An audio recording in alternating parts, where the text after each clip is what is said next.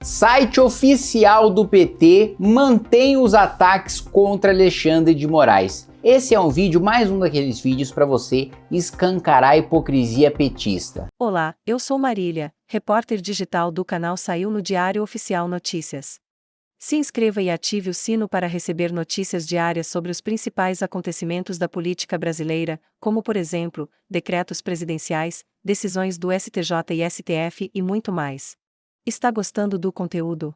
Curta esse vídeo e fique conosco até o final. Hoje, os petistas chamam Alexandre de Moraes de bastião da democracia, dizem que ele é o grande responsável por manter o equilíbrio, a liberdade no nosso país. Mas vamos lembrar, assim como os petistas chegavam a fazer, quando estavam disputando o governo do estado contra o Alckmin, eles chegavam a fazer charge, colocando o Alckmin como nazista, colocando o Alckmin como sujeito que batia em professor. Esse era o nível dos ataques petistas contra o Alckmin. E o Alckmin, por sua vez, disputando a presidência da República, dizia que Lula queria voltar para a cena do crime, escancarando esse tipo de gente que não tem convicção nenhuma, que não tem coluna vertebral nenhuma. Vocês podem discordar de vários dos meus posicionamentos, mas são meus posicionamentos. E eu enfrento o desgaste de sustentar esses posicionamentos, porque é o que eu acredito. O dia que eu precisar, dentro da política, fazer uma coisa que eu não acredito, ter uma vida política na qual eu não acredito, na qual eu não boto fé, aí, meu amigo, esquece, não tô aqui para isso. Aí eu caio fora, vou para iniciativa privada, vou ganhar dinheiro, vou passar um período estudando fora, vou cuidar da minha vida pessoal. Agora, essa gente não acredita em nada, Quando você vê o nível de hipocrisia, quando você vê o nível de contradição de gente como Lula e Alckmin, que estavam trocando acusação um contra o outro, chamando de bandido até ontem, e agora eu vou colocar para vocês o que o site do PT dizia e ainda diz. Veja que eles não apagaram até hoje. Eles não apagaram até hoje o que eles diziam sobre Alexandre de Moraes, quando Alexandre de Moraes era secretário de Segurança Pública do Estado de São Paulo, no governo tucano, e quando o presidente Michel Temer nomeou Alexandre de Moraes para o Supremo Tribunal Federal. Deixa aí o seu like, compartilha esse vídeo para mostrar que, assim, qual que é a essência desse vídeo aqui, mostrar que a elite do petismo não acredita em coisa nenhuma, acredita na conveniência do poder. Se é conveniente, esse cara é meu aliado. Se não é conveniente, esse cara não é meu aliado. Se é conveniente, eu defendo essa pauta. Se não é conveniente, eu não defendo essa pauta. Tem falas da Dilma, quando eu fui relator do licenciamento ambiental, o PT e a Globo desceram o cacete em mim falando que era um absurdo, que eu queria destruir a Amazônia e não sei o que, não sei o que. 15 minutos apanhando do Jornal Nacional. E aí, quando a Dilma era governo, você vê várias declarações dela falando que precisa rever o licenciamento ambiental. Mandioca. Agora que o PT tá de volta no poder, tá doido, quem que é o líder do governo no Congresso? É o Randolfo Rodrigues do Amapá, que tá doido para explorar as riquezas do Amapá, e nisso ele tem razão, explorar a riqueza do óleo e gás. E aí o IBAMA fica embarreirando e não deixa, mesmo com um parecer agora, inclusive, da Advocacia Geral da União, dizendo que não tem nenhum problema legal em explorar o petróleo, e fazer com que o Amapá seja um estado rico e independente da União, que não dependa do governo federal. A Dilma antes defendia, uma lei geral do licenciamento ambiental. Quando entrou o Bolsonaro e eu me tornei o relator da lei, aí de repente virou o maior demônio na face da terra. Agora que eles querem explorar no Amapá e o problema está no licenciamento ambiental e nas nossas regras arcaicas, agora eles querem marco legal de licenciamento ambiental porque tem um estado que é do líder do governo que interessa, Então, essa gente não tem convicção nenhuma. E é bom para escancarar isso, que não é o cara que acredita no ideal, ele é de esquerda, eu respeito o cara que é de esquerda e que acredita naquilo que ele está defendendo. Está gostando do conteúdo? Curta esse vídeo e fique conosco até o final. Porque ele tem uma visão de mundo diferente da minha. A gente quer chegar no mesmo lugar, mas ele tem uma visão de mundo diferente da minha. Agora, o picareta, e aqui por picareta eu não estou falando só de gente que rouba dinheiro. Eu estou falando do cara que sistematicamente prega um discurso que ele não acredita. Só para ter voto, só para ter eleitor. O picareta, esse eu não respeito. Esse eu não respeito porque ele não tem convicção nenhuma, Ele tá na política para fazer negócio. Seja para ter um eleitorado como massa de manobra e se perpetuar no poder e ser deputado o resto da vida, seja para roubar dinheiro público. Ou é por um oportunismo para ele ficar sobrevivendo e vivendo de política, em vez de ter um propósito na política e querer deixar um legado na política, não. Ele é o próprio legado dele na política. né? O legado é a conta bancária dele e ele sobreviver com o salário de deputado. Ou é o cara que quer esquema mesmo, o cara que quer meter a mão, né, e afanar o seu dinheiro. Muito bem. O que diz o site oficial do PT sobre Alexandre de Moraes? Diz o seguinte, que, aspas, palavras do PT, Alexandre de Moraes é despreparado, parcial, despreza as instituições e teve uma atuação desastrada como secretário de Segurança Pública do Estado de São Paulo. Outras matérias no site oficial do PT vão nessa mesma linha. Em uma delas, a hoje presidente do partido, a deputada Gleisi Hoffmann, que era líder do PT no Senado, ela era senadora, perdeu a eleição, sabia que ia perder a eleição, saiu para deputada.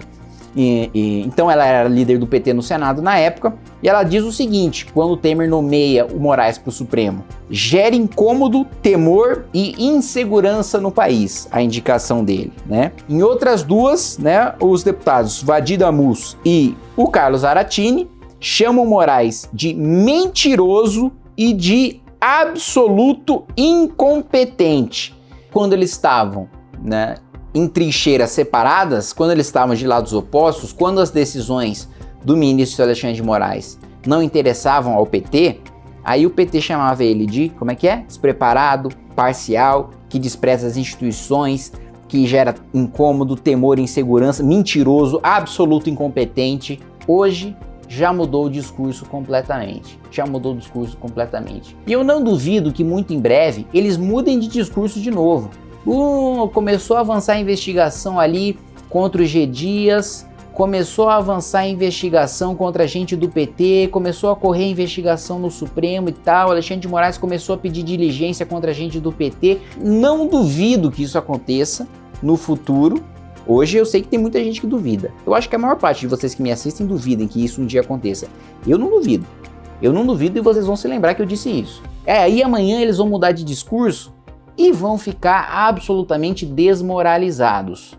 Porque hoje, qualquer decisão contra qualquer adversário político deles é aplauso à democracia. Amanhã, quando tomarem decisões, né, contra eles, seja o Alexandre de Moraes, seja qualquer membro do Supremo Tribunal Federal, seja qualquer membro do Tribunal de Contas, do STJ, qualquer pessoa de qualquer lugar vira vilão na hora. Vira o capeta na hora, vira traidor na hora, vira o que há de pior na Terra, da noite pro dia, literalmente da noite pro dia. É um acerto de comunicação no PT, vira uma chavinha, eles são organizados, tem militância organizada, tem liderança organizada, do presidente do PT ao militante na ponta, você vê o discurso casando certinho depois que eles se acertam para destruir a reputação de uma pessoa que está levantando uma suspeita, fazendo uma investigação ou levanta um fato incômodo ao PT.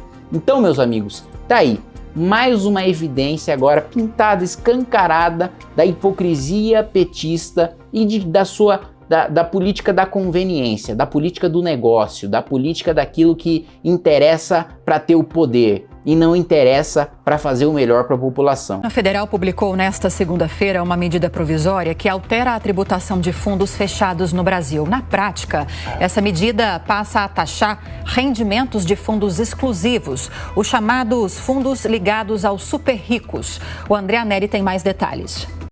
Olá, eu sou Matheus, repórter digital do canal Saiu no Diário Oficial Notícias.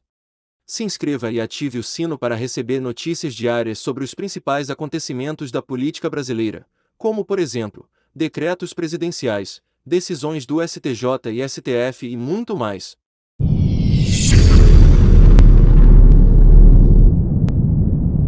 O presidente Lula assinou nesta segunda-feira uma medida provisória para taxar os rendimentos de fundos exclusivos, aqueles que têm apenas um cotista. Existem pelo menos 2.500 super ricos no Brasil, com recursos aplicados em fundos exclusivos, que acumulam 756 bilhões de reais. Lula também enviou ao Congresso um projeto de lei para tributar as chamadas offshores, que são empresas abertas no exterior. O ministro Fernando Haddad defendeu que a taxação desses mecanismos não são revanche e nem ação de Robin Hood, figura conhecida por tirar dinheiro dos ricos e distribuir aos pobres.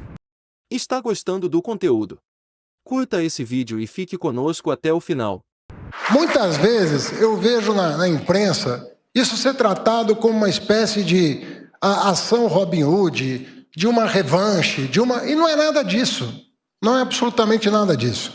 O que nós estamos levando à consideração do Congresso, com muita consideração, com muito respeito, com muita parceria, é aproximar o nosso sistema tributário do que tem de mais avançado no mundo. Atualmente, tanto os fundos exclusivos quanto as offshores são considerados como alternativas usadas para evitar pagamentos de impostos. A tributação dos fundos exclusivos passa a valer imediatamente, uma vez que as MPs têm força de lei.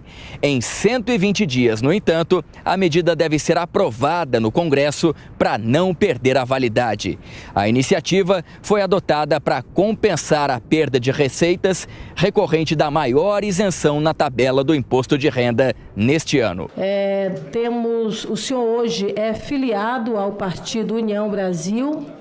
O senhor também foi durante muito tempo chefe de gabinete do ex-deputado federal Francisquini, que teve o então mandato de deputado estadual cassado pelo TSE por ter propagado informações falsas sobre a urna eletrônica e o sistema de votação durante as eleições de 2018, configurando o uso indevido dos meios de comunicação e abuso de poder político. O senhor, portanto, é uma figura central no objeto das apurações desta comissão. E aí, naturalmente, que eu, assim como os colegas também estarão tratando o senhor com o devido respeito e também nós esperamos que daqui para frente o senhor faça o mesmo tratamento a esta comissão, inclusive respeitando a inteligência de cada um dos membros desta comissão e também do povo brasileiro que está acompanhando esta sessão e possa contribuir o máximo possível para a elucidação da verdade política e jurídica acerca desses fatos.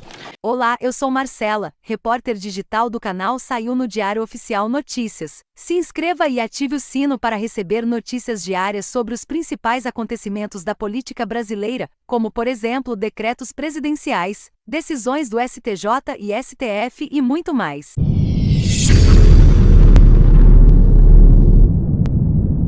A Polícia Federal cumpriu o mandado de busca e apreensão na sua casa no dia 10 de janeiro de 2023. O senhor estava nos Estados Unidos viajando com a família. No mesmo dia, no dia 10, e nós recebemos essas informações aqui na comissão, fruto dos vários requerimentos que apresentamos, o senhor movimentou a quantia total de R$60 mil para as contas de sua esposa e de sua irmã, R$30 mil para cada uma delas. Ou seja, o senhor faz uma transferência de um volume vultuoso para membros de sua família e diz que o seu telefone havia sido esquecido nos Estados Unidos. Por que dessas duas atitudes? O senhor tem algo a esconder da justiça brasileira? Na verdade, senadora, eu gostaria de corrigir só que eu não sou filiado à União Brasil e, enfim, isso não diz respeito. Na verdade, as transferências foram feitas... Na verdade, as transferências... Calma.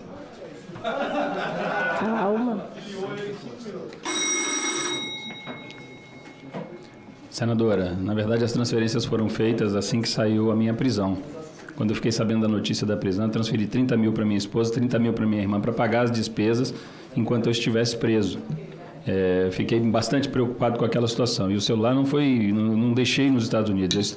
Em torno daquela confusão que virou o meu entorno, eu perdi meu celular nos Estados Unidos, mas não houve prejuízo nenhum para as investigações, uma vez que eu trouxe a senha da nuvem, trouxe a senha do celular e entreguei tudo isso à Polícia Federal.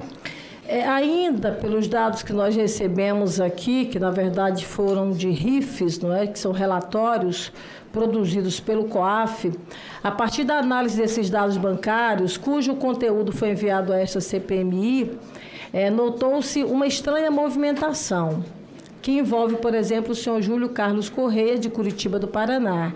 2 dias antes dos atos, e aí, portanto, no dia que o senhor viaja para os Estados Unidos, o senhor transferiu para ele o equivalente a R$55 mil. E aí a estranheza em relação a essa transferência é porque ele, o senhor Júlio Carlos, ele é detentor de uma empresa que se chama, o nome da empresa, PH Recursos Humanos, que de 2019 a 2022, essa empresa teve um aumento considerável no seu tamanho, sobretudo aí após fechar vários contratos com os Correios. Os contratos somam o valor de 111 milhões de reais. O senhor poderia explicar exatamente a razão dessa transferência de 55 mil reais? A razão dessa transferência foi pagar as passagens aéreas, porque foi o Júlio que tirou as passagens. Nós viajamos juntos para os Estados Unidos e foi pagar para ele restituir o valor das passagens aéreas. O senhor, ele então tem alguma empresa? A transferência foi feita para a conta física do senhor Júlio? Porque eu não tenho nada a ver com a empresa dele. Ele é meu amigo pessoal de muitos anos e eu fiz uma transferência, ele tirou as passagens no mês anterior. Quando venceu, eu transferi para a conta dele. Durante o período dos vários contratos dele com os Correios, que somam o volume de 111 milhões de reais, a sua amizade com ele vem desde esse período de 2019? Há quantos anos o senhor tem essa amizade com ele? Muito antes disso. Conheço o Júlio desde 2015 e não tenho absolutamente nada a ver com a relação dele com os Correios, senadora. Ele tem alguma empresa alguma empresa referente à compra de passagens aéreas ou foi uma decisão individual dele em relação ao senhor? Foi uma decisão nossa, porque nós combinamos a viagem juntos para os Estados Unidos. Ele viajou com o senhor? Posteriormente ele viajou e nos encontrou nos Estados Unidos. Em sua gestão, a Polícia Rodoviária Federal, o senhor Anderson, celebrou diversos contratos milionários com a empresa Combate Armo. Além disso, para esta empresa, o senhor Silvinei, depois, nessa comissão, inclusive chegou a afirmar que buscou guarida, não é? Através da busca, inclusive, de uma contratação e de um emprego. O senhor teve informações sobre esses contratos que foram firmados na Combate Armo e, ao mesmo tempo, também, o senhor teve informações acerca dessas várias sanções que esta empresa recebeu por haver uma estranheza em relação a essas licitações? Não tive conhecimento sobre isso, senhora relatora. O senhor não teve nenhum contato e não conhece ninguém ligado a Combate Armo? Ninguém. E veja, um outro dado estranho. Através de análise de transações bancárias da Combate Armo, foram detectados pagamentos da ordem de 36 mil reais em 2023 à empresa Lopes... Quinta série está meio agoniada hoje. Foram detectados pagamentos da ordem de 36 mil reais em 2023. A empresa, através das várias análises bancárias que foram feitas em relação ao Combate Armo, nós detectamos um pagamento de 36 mil reais em 2023 à empresa Lopes e Filho. Agora veja, essa empresa Lopes e Filho, ela foi criada no início deste ano, no mesmo endereço aonde também outras duas empresas foram criadas, do seu ex-PRF, o Silvinei, e também do seu ex-secretário executivo, Lorenzo. As três empresas foram criadas exatamente no mesmo endereço, cuja uma dessas empresas recebeu a transferência de 36 mil reais dessa empresa Combate Armo, com uma movimentação de fato milionária junto à Polícia Rodoviária Federal e, mais uma vez, com sanções obtidas pelo poder público brasileiro. O senhor não acha um estranhamento em relação a essas transferências? Tempos depois, quando teve uma intensa movimentação, é bom lembrar que a empresa da Combate Armo brasileira, ela é uma empresa americana, veio para o Brasil. O início desta empresa, que foi instalada no Brasil, ela iniciou com um capital de R$1 milhão, em pouco menos de um ano. Esse capital foi evoluído para R$30 milhões e o ponto central foi exatamente essa aquisição de armamentos e também de veículos blindados. E aí você tem meses depois, tempos depois, uma transferência dessa mesma empresa para pessoas diretamente ligadas com a empresa no mesmo local do ex-diretor da PRF, o senhor Silvinei. Senadora, eu posso falar por mim. Eu, na verdade, nem conheço essa empresa, não conheço os donos dessa empresa. Essa nova empresa que foi criada esse ano, a senhora está dizendo, eu estava, inclusive, preso quando essa empresa foi criada. Então, eu desconheço tudo isso aí que a senhora está falando, com todo respeito. Não, o senhor fala em relação às atuais empresas. As atuais exatamente, empresas, mas as consultorias, elas receberam recursos de uma empresa que, ao longo do processo, fechou contratos com a Polícia Rodoviária Federal, que integra, na verdade, que tem relação direta com o Ministério do qual o senhor conduziu. Sim, a Polícia Rodoviária Federal é vinculada ao Ministério da Justiça, mas eu não tenho como responder por isso. Eu realmente não tenho conhecimento disso que a senhora está falando. Senhor Silvinei, o senhor foi ouvido em inquérito... o senhor Anderson Torres, o senhor foi ouvido em inquérito policial que investiga o possível uso político da Polícia Rodoviária Federal para atrapalhar a presença de eleitores do atual presidente em locais de votação no segundo turno. No relatório, houve, na verdade, um relatório que foi produzido pelo Ministério da Justiça e este relatório foi, inclusive, encaminhado e foi feito pela senhora Marília Ferreira. O senhor teve conhecimento desse relatório? Quem solicitou a Marília Ferreira a realização desse relatório? Está gostando do conteúdo? Curta esse vídeo e fique conosco até o final. Peraí, senadora, só me explique novamente a questão. Eu não entendi. A senhora falou do Silvinei depois da Marília. Eu fiquei, não, o Silvinei foi um erro. Eu citei em relação ao seu nome especificamente, senhor Anderson Torres. A Polícia Rodoviária Federal, vou repetir aqui a pergunta, porque a turma da quinta série hoje está fora do normal. O senhor foi ouvido em inquérito da polícia, no qual investiga o possível uso político da Polícia Rodoviária Federal para atrapalhar a presença de eleitores do atual presidente em locais de votação no segundo turno. O relatório produzido pela inteligência do Ministério da Justiça, as informações que chegam até nós, esse relatório foi produzido pela senhora Marília Ferreira. O senhor teve conhecimento desse relatório de inteligência que apontava exatamente as cidades aonde o atual presidente Lula, então candidato à presidência da República, teria uma maior prevalência, por exemplo, de eleitores. O senhor teve conhecimento desse relatório? Na verdade, esse relatório apontava onde o presidente Lula e o ex-presidente Bolsonaro, os dois tiveram mais de 75% dos votos. Ela me apresentou esse relatório, era obrigação dela fomentar a discussão, ela como diretora de inteligência, mas eu não achei que esse parâmetro criado por ela fosse um parâmetro que trouxesse alguma coisa, alguma novidade, algum crime e não dei seguimento a esse relatório. Nessa reunião que ocorreu na Bahia, que ocorreu exatamente 5 dias antes do segundo turno com o superintendente da Polícia Federal da Bahia, o Leandro Almada, e o diretor-geral da Polícia Federal à época, Márcio Nunes. Nessa reunião, este relatório foi utilizado para subsidiar esta reunião? Negativo. Não foi. Me fale um pouco dessa reunião, senhor. Na verdade, foi um convite... Um convite do diretor-geral da Polícia Federal para a gente visitar as obras, uma das obras mais importantes da nossa gestão, que era a reforma da Superintendência da Polícia Federal na Bahia, que a gente queria entregar essa obra. Então nós fomos até a Bahia, encontramos lá o superintendente, tivemos uma conversa com ele, faltavam 5 dias para a eleição, óbvio, o assunto no Brasil era eleição, nós falamos sobre a eleição. Ele disse da dificuldade da Polícia Federal em estar em todos os municípios do estado da Bahia, em razão do tamanho da Bahia. E nós conversamos também que, da mesma forma que no Rio de Janeiro, na Bahia, circulavam vídeos pela internet onde uma suposta organização criminosa dizia que tinha o controle sobre um determinado número de eleitores. Ele também disse que estava apurando isso, disse que o próprio presidente do TRE da Bahia havia pedido isso para ele também.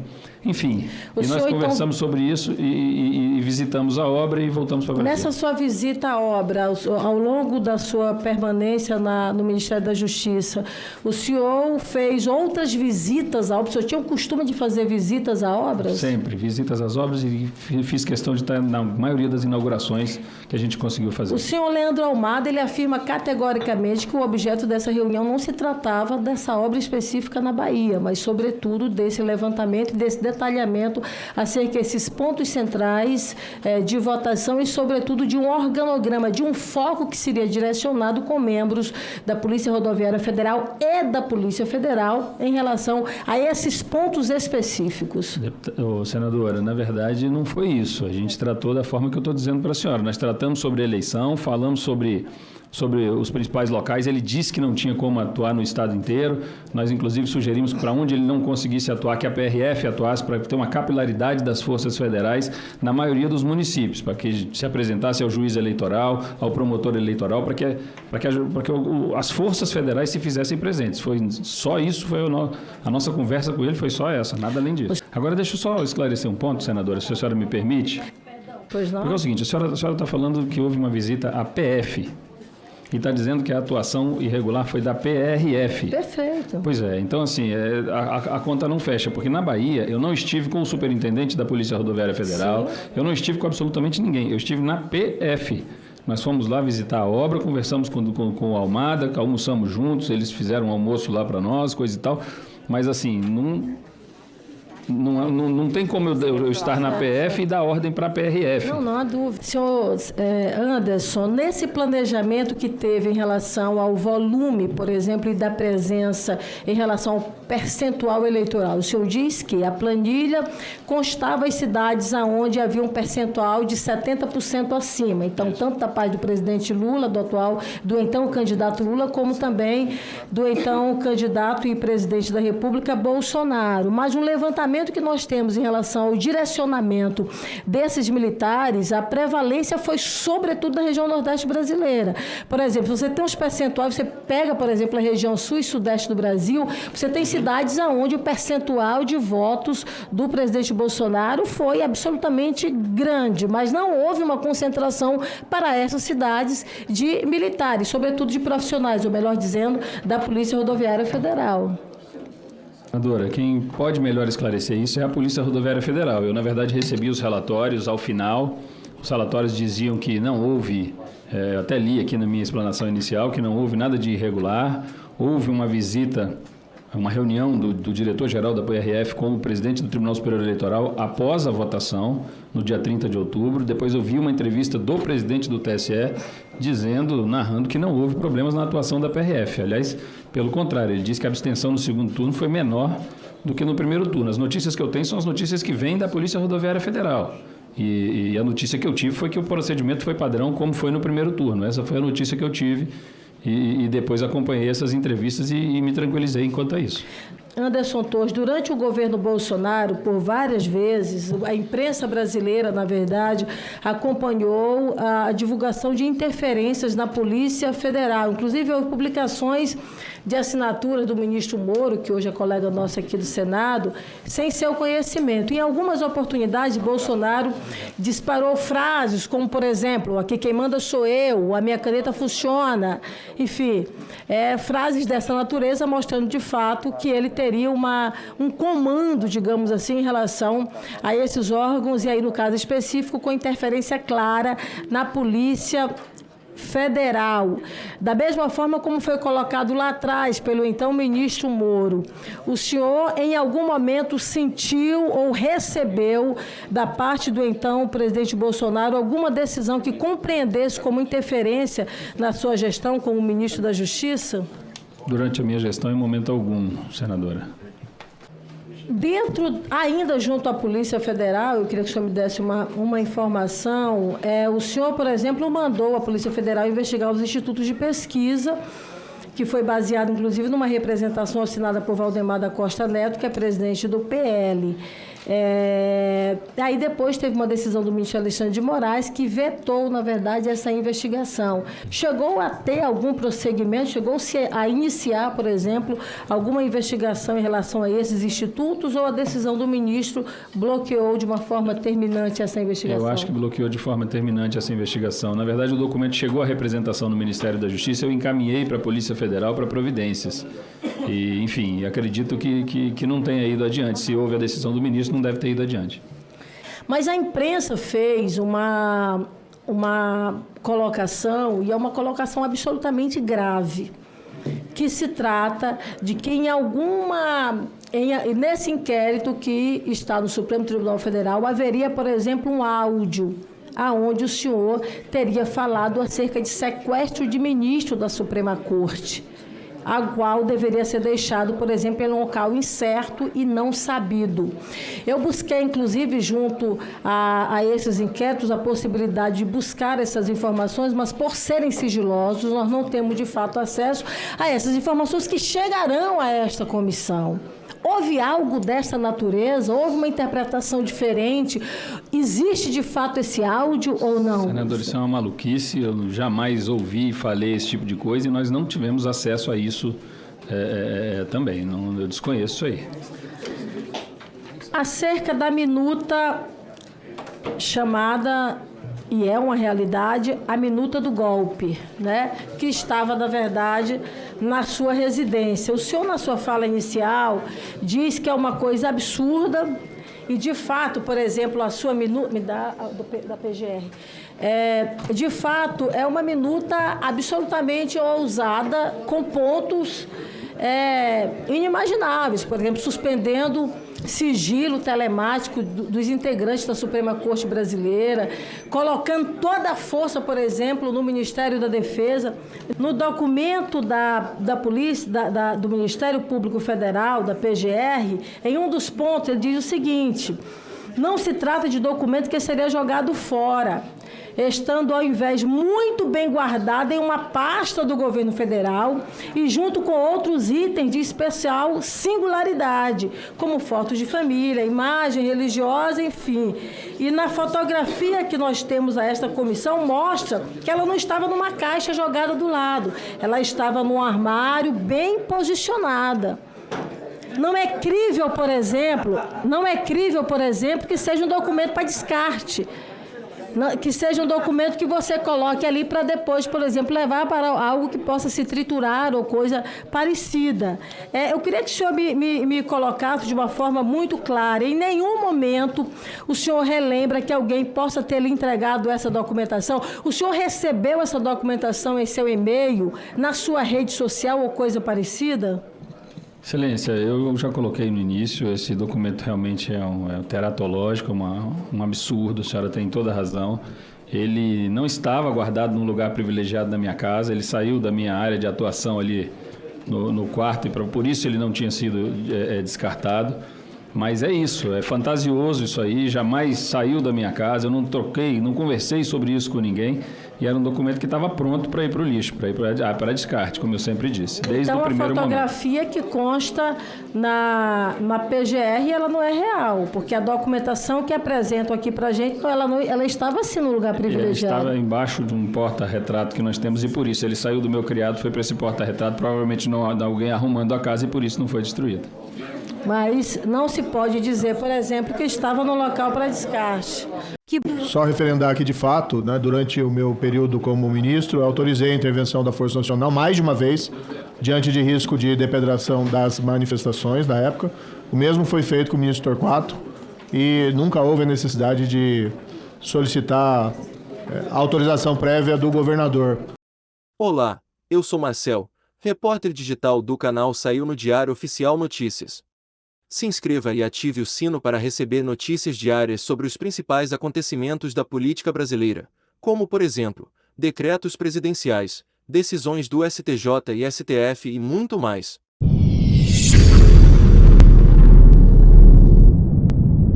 Eu quero aqui externar minha estranheza à afirmação trazida pelo hoje senador da República, Sérgio Moro. Eu não consigo compreender a sua afirmação, porque ou é ignorância, falta de conhecimento sobre o ordenamento jurídico em vigor, sobre as decisões do Supremo Tribunal Federal, ou é má-fé, inveja do ministro Flávio Dino. Porque o senador afirmar que, quando foi ministro da Justiça, utilizou a Força Nacional e não há nenhuma implicação, não há nenhuma consequência jurídica, se a Força Nacional for utilizada sem anuência, sem a concordância do governo estadual, no caso aqui do GDF, é um absurdo jurídico. Só pode ser ignorância, falta de conhecimento ou inveja do ministro Flávio Dino. E aqui, se for a primeira alternativa, se for ignorância, nós vamos ensinar ao ex-juiz federal ou ex-senador da República o que diz a lei, o que diz as decisões mais atualizadas do Supremo Tribunal Federal. Está gostando do conteúdo? Curta esse vídeo e fique conosco até o final. Teve uma ação civil ordinária protocolada pela Procuradoria-Geral do Estado da Bahia, onde uma decisão foi proferida pelo Supremo Tribunal Federal há 3 anos. Decisão essa no dia 24 de setembro de 2020, que deixou claro para que o Ministério da Justiça pudesse intervir, pudesse fazer uso da Força Nacional, ou por meio de uma intervenção, ou quando houver uma anuência dos governos estaduais. Sem essa anuência, somente se houver uma intervenção. Eu convido o senador a fazer leitura das decisões do Supremo Tribunal Federal. Não é à toa que o governador do Distrito Federal, Ibanez, respondeu à provocação do Ministério da Justiça falando que poderia intervir com a Força Nacional tão somente às 17 horas e 45 minutos do dia 8 de janeiro.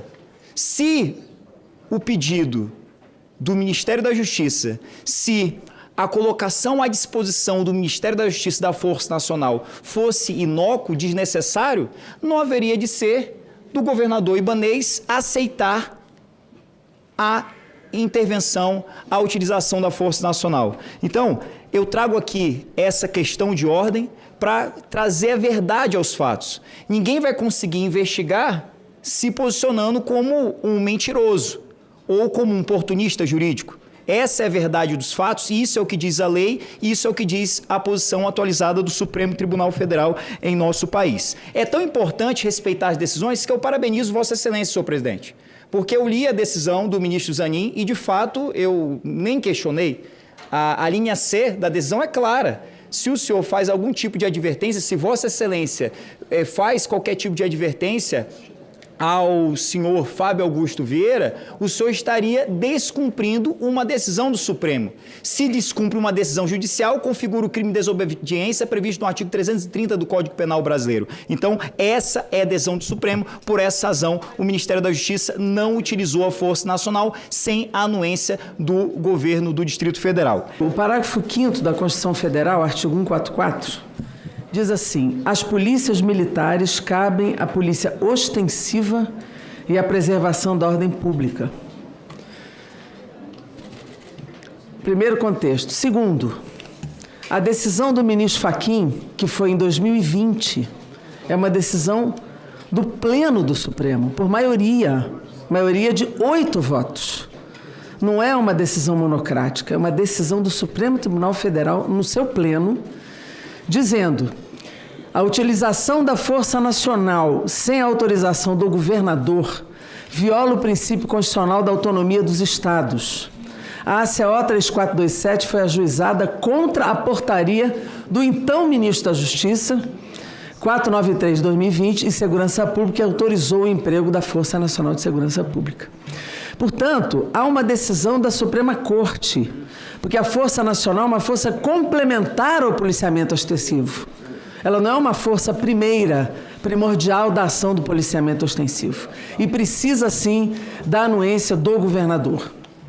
É bom dizer isto. O ministro Flávio Dino, no dia 6, autorizou em portaria o uso da força. E é importante dizer, porque as fotos e os vídeos mostram que em menos de 5 minutos, após a intervenção, todos os prédios foram esvaziados.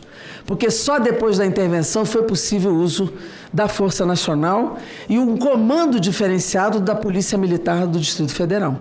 Em menos de 5 minutos. Aqui no Congresso, em menos de 3 minutos, foi esvaziado. Políticos petistas que foram fundamentais para a eleição de Lula, principalmente com votações nos estados do Norte e do Nordeste, estão se rebelando contra o petista e vão fazer algo que, olha, eu não tenho notícia disso ter acontecido na história do país em nenhum outro momento. Aí alguém me corrija nos comentários se eu estiver errado. Olá, eu sou Marília, repórter digital do canal Saiu no Diário Oficial Notícias. Se inscreva e ative o sino para receber notícias diárias sobre os principais acontecimentos da política brasileira, como, por exemplo, decretos presidenciais, decisões do STJ e STF e muito mais.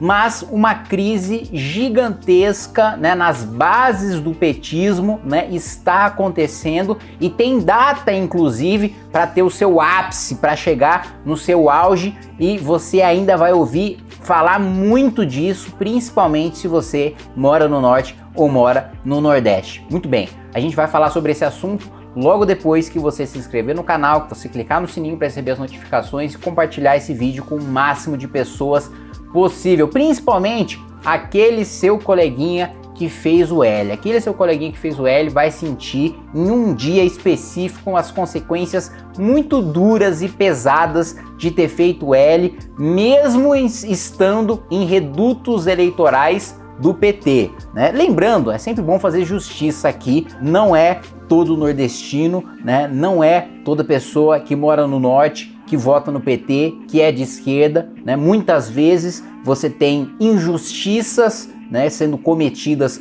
contra essas pessoas, dizendo que todo mundo que está no Nordeste, todo mundo que está no Norte vota no PT, todo mundo é de esquerda. Nada disso. Tem milhões, dezenas de milhões de pessoas que não votam no PT, que nunca votaram no PT, e mesmo pessoas que votaram no PT no passado, que se arrependeram, enfim, todo tipo, né, de gente, assim como você tem em outros estados da federação, que votou no PT, que não votou no PT, que votou no Lula, que votou no Bolsonaro, que votou em outro candidato, né? Então, primeiro é preciso se fazer justiça, porque muitas vezes você tem, né, um estigma colocado ali sobre eleitores do Norte e do Nordeste, quando muitas vezes, centros urbanos do Sul e do Sudeste dão vitórias em eleições majoritárias para o PT ou até para o PSOL.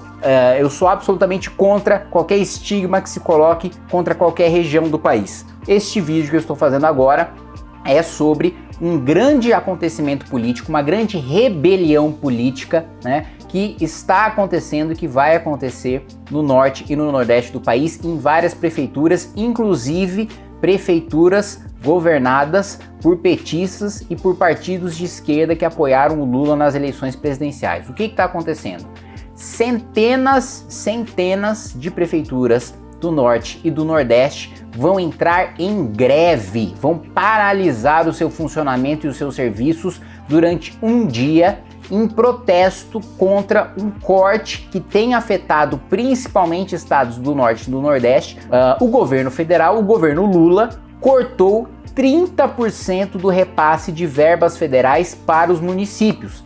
E isso tem inviabilizado, né, as operações de serviços públicos nas cidades. E são as cidades, né, que são as responsáveis pela maior parte dos serviços públicos que te atendem na ponta. Tá gostando do conteúdo? Curta esse vídeo e fique conosco até o final.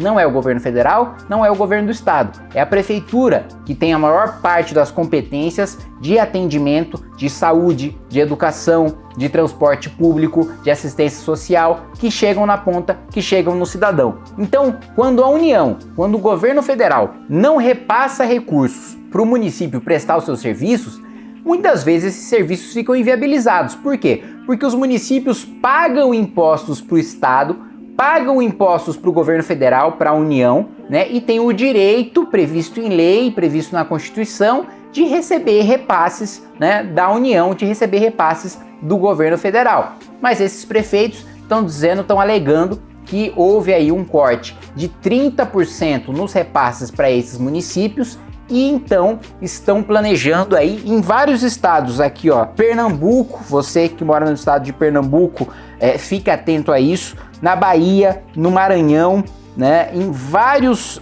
estados aí da federação, inclusive acontecendo com apoio de deputados estaduais e deputados federais que fazem parte da base do governo Lula, né? Veja só, o Maranhão, a maior parte das suas prefeituras, né, vai entrar em greve, e é o estado do ministro da Justiça, Flávio Dino, né? E é o estado que boa parte dos seus deputados federais são de esquerda, foram eleitos com um discurso de esquerda, com apoio e apoiando o PT e o Lula para a presidência da República, e agora estão se rebelando contra o Lula por causa desse corte nos repasses para os municípios. Então, está havendo uma crise sem precedentes nas principais bases eleitorais do petismo, nas principais bases eleitorais do lulismo, e você precisa estar atento primeiro, né? Porque a sua vida como cidadão vai ser diretamente afetada, né? Você, nesse dia, não vai ter o transporte municipal, não vai ter o atendimento de saúde municipal, não vai ter o atendimento de educação municipal, né? Ou vai ter parcialmente, né? Porque saúde, por exemplo, é um serviço essencial, não pode parar 100%, mas pode parar a maior parte das suas operações no município. Então, essa greve deve acontecer em setembro, né? Foi decidido agora em agosto, então você precisa ficar muito atento primeiro, né? Para esclarecer para cada uma das pessoas, né? Que do seu convívio, da sua família, dos seus amigos, que isso só está acontecendo porque Lula mandou cortar recursos dos municípios. Então é responsabilidade direta do governo federal e do PT, né? É uma coisa que para as prefeituras não tem coloração partidária, que prefeitos de esquerda estão aderindo a essa greve de prefeituras. Então, a corrosão das bases eleitorais do petismo está acontecendo mais rapidamente do que a gente imaginava. Agora, meus amigos, é a gente construir, né, candidaturas viáveis para a presidência da República em 2026, para governos estaduais em 2026, para deputados federais e para senadores, porque sem a base municipal, a maior parte do eleitorado, sem a base municipal, sem a base de prefeitos e de vereadores, a maior parte do eleitorado não vai querer, não vai endossar, né, uma eventual reeleição do Lula ou o PT apoiando, né, um candidato petista como o Haddad saindo e disputando as eleições pela coligação petista. Vamos ficar muito atento a esse movimento político, porque ele pode mudar os rumos das próximas eleições presidenciais. Que bom que você ficou aqui até o final. Nossos vídeos vão ao ar de segunda a sexta às 19 horas. Compartilhe esse vídeo para que mais pessoas saibam o que está acontecendo em nosso país. Vejo você no próximo vídeo.